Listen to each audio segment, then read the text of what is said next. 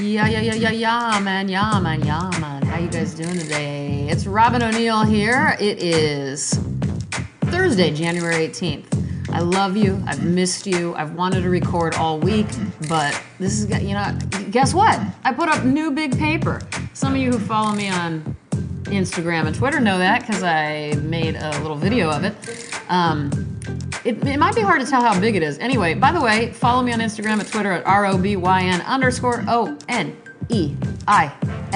How you like me now? That's my name. That's how we spell it. You guys, how are you doing? I'll talk about my drawing in a minute, or maybe I won't. I don't know. Do you even care? Actually, get back to me on this. I don't know if you guys care about my art life. I actually have no clue if you do. Because I don't always talk about it, but I do. I mean, I'm assuming you guys, most of you know I'm an artist. I mean, I talk about being in my studio, don't I? I actually don't know. I need some feedback. Please give me feedback. Do you want to hear about my studio life? Yes or no? Would you rather hear about when I see people in the alley either having sex against walls or pissing against the wall? Because both of those things have happened in the alley behind my studio. I've watched it. And to be honest, I liked watching both of those things. I don't know why, but I did. Well, it could be because I'm a voyeur. There's also this office building. They are out today. I don't know why. It's driving me crazy. This time of night is when they're usually going home, but directly across from my line of sight, but a little bit lower than me. I'm up high. They're a little bit lower. I can see into this office building where there's two offices that I can see in. And these guys have their back to me, but they're at their computers.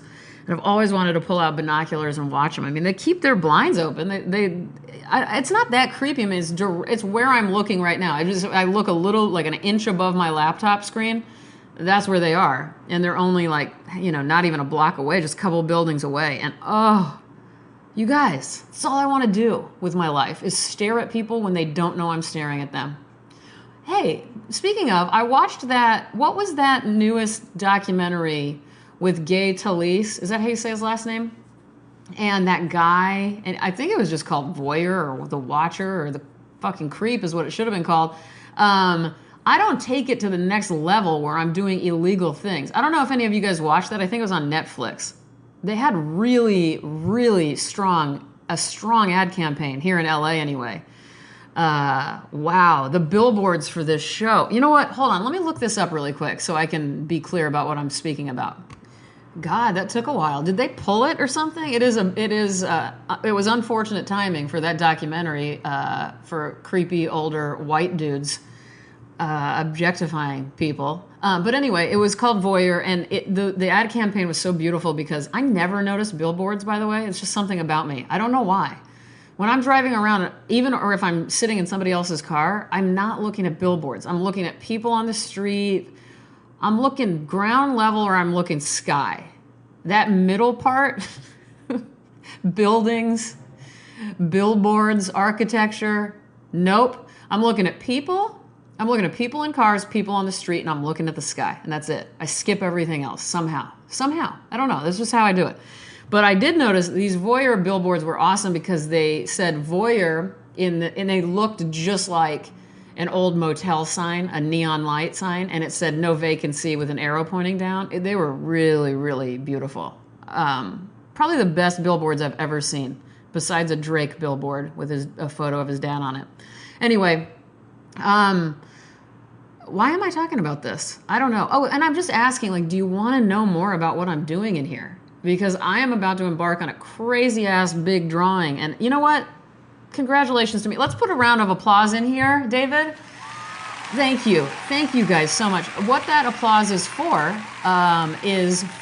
even though I asked for it, is for me. Because guess what? I'm on the comeback. I'm making another big, crazy drawing that's going to take a lot out of me, but I'm not going to kill myself doing it. It's going to be difficult. It's going to take a lot of work and a lot of hours. But I haven't done anything like this since my hell drawing, and a lot of you guys know all about my hell drawing. And you know what? That was difficult. That almost ruined me. I can't even tell you how horrible that was for me, even though I love what happened as a result of it. I love that piece, and I'm so glad I made it. So this is you know what? And that ended in, when was that? 2011 or 12? So it's been a while, and I'm finally strong enough that I'm ready to do this again. You guys, this is, I don't know, 14 or 15 feet long by maybe 6.5, 7 feet tall. It's a triptych. And this is a jungle scene. That's all I'm going to tell you right now. It's going to be awesome.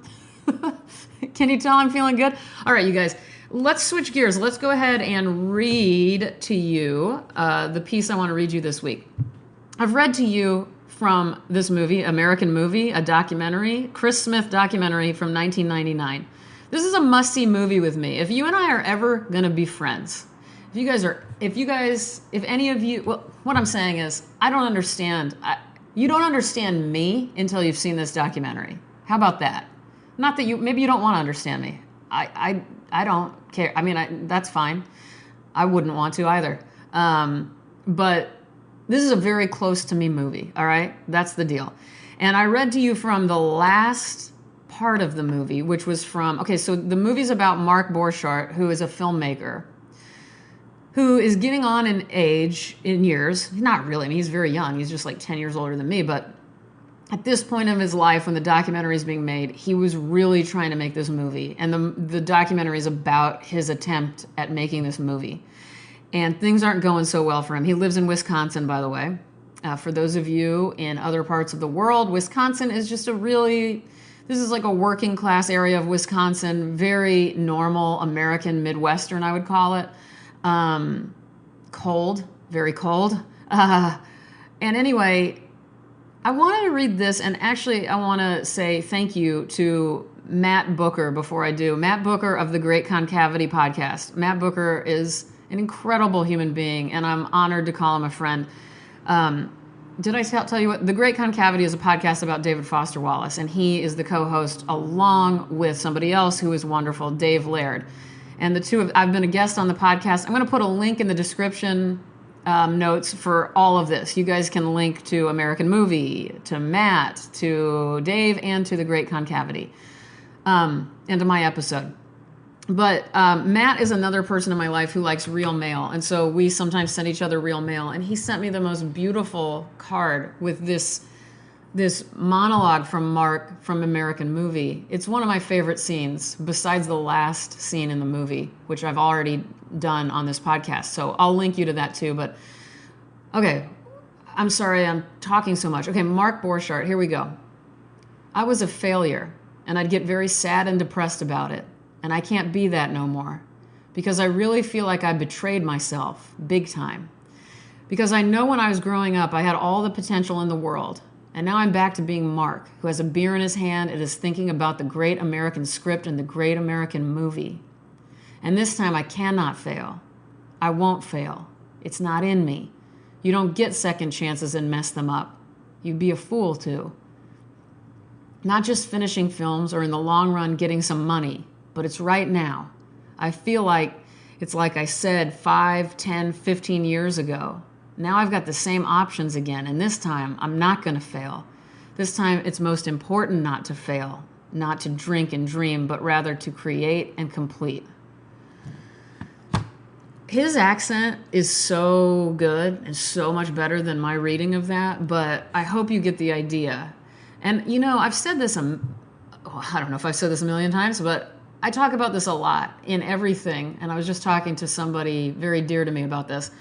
I think the most beautiful thing that I can hear, see, feel, what else? What are the other senses? Hear, see, touch. Hear, see, feel. There's got to be more senses. No, not smell. Not that. So just those two. Hear, see, feel. Maybe even experience, I guess, in general, is the word trying, to see somebody trying, to hear trying in somebody's voice, to see trying in a painting and actually not getting it right.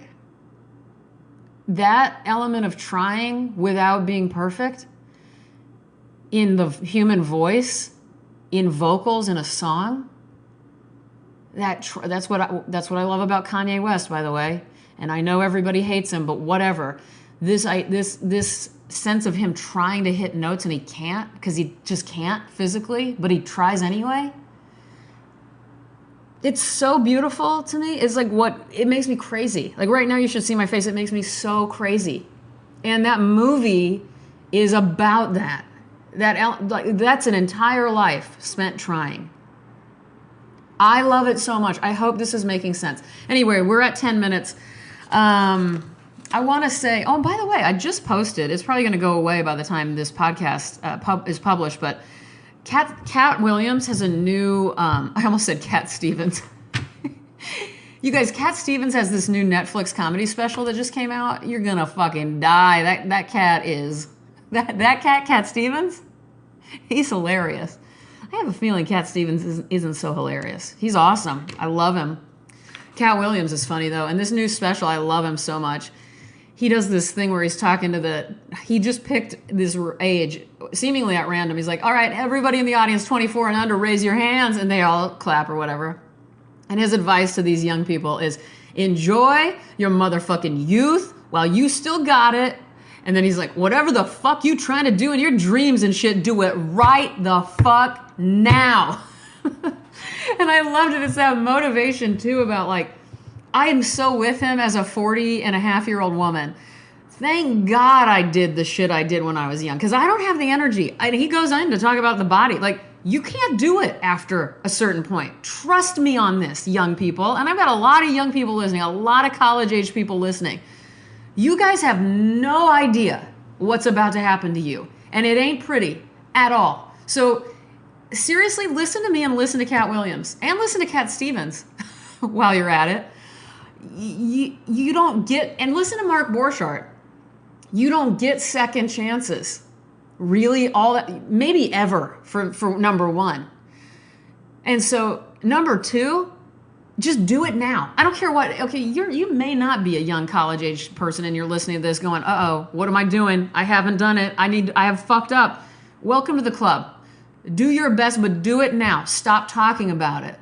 Stop talking about it. Do it. I don't want to hear anything about it. I want to see it. I want to feel it. I want evidence of it. But I hate hearing about it. You know what I mean? Actually, I love hearing about it. So I'm just getting worked up. All right, you guys. What do I want to say to you to say goodbye? I got to get out of here. I got work to do. I've got food to eat. I've got water to drink. I've got Simply Sailing to put up my nose. I love you guys. Thank you so much. I want to give a shout out again to Matt Booker for giving me that. He hand wrote this Mark Borchardt monologue out. Matt, that's incredible. Thank you for being my friend. To quote my other friend, David Drury, as a closing quote, sometimes you have to drive the car even though it's making a sound. I think that's his quote. He said that to me recently. And I thought that was wonderful. Sometimes you have to drive the car even though it's making a sound. That's what I'm currently doing in my life. There's a lot of sounds being made. I'm driving it anyway. If you like that quote, please, I urge you to go visit his Instagram project, Folded Shorts. I'll link it in the description notes.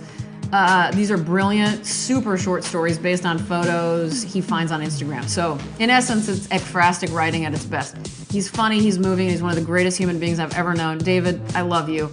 I love all of you guys. Good night. Have a wonderful week. I'm going to talk to you this weekend. I'm doing an after dark on one of these nights. So get ready for that and take good care of yourselves and drink water. Okay, bye.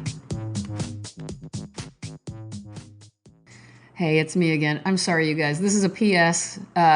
Just wanted to apologize. I was just working on editing this and about to publish it.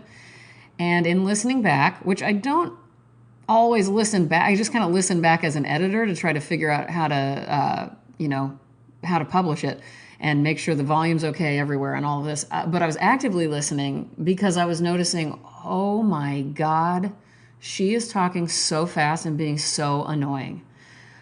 Look, I am annoying. I know that. I can be annoying, especially when I get worked up and excited. And I'm very excited right now. And so I'm purposely trying to calm my voice down and just tell you guys, everybody here listening, that I apologize for how fast I was talking and how annoying I was being.